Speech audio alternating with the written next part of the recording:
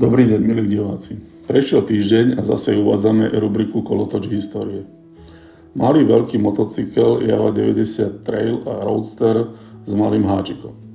Tak by sa dal popísať technologicky najvyspelejší československý motocykel z rokov 1967 až 1972. Veľké športové úspechy v 60. rokoch dosahovala firma Povazské strojárne, ktorá pretekala na terénnych motocykloch Tatran. To viedlo k vytvoreniu nového športového motocykla SK90 vo variante Cross a cestnej verzie Roadster. Československá obchodná spoločnosť PZO Motokov ešte nemala motocykle tejto kategórie, preto presadzovala urýchlené uvedenie do výroby.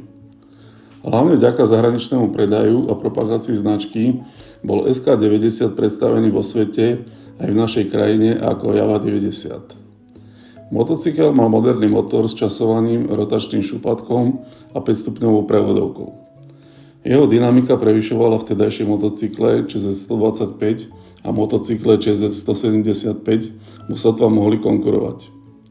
Avšak do výroby sa dostal príliš rýchlo a trpel viacerými technickými nedostatkami, ktoré boli odstránené až v nasledujúcich sériách. Hoci SK90 bol najpokročilejším motocyklom našej výroby a mal veľa fanúšikov, jeho reputácia v našej krajine nebola veľmi dobrá.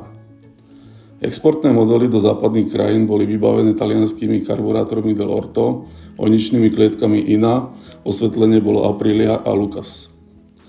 Na druhej strane diely určené pre československý trh, najmä kvôli nekvalitným materiálom a použitým komponentom, boli pomerne spoľahlivé a chybné. Motocykle SK90 boli exportované do celkovo 80 krajín sveta a predstavovali významný zdroj devíz pre Československú republiku. Výroba motocyklov SK90 bola pre spoločnosť pomerne stratová. Do roku 1972 bolo vyrobených celkovo 36 942 kusov týchto zaujímavých motocyklov.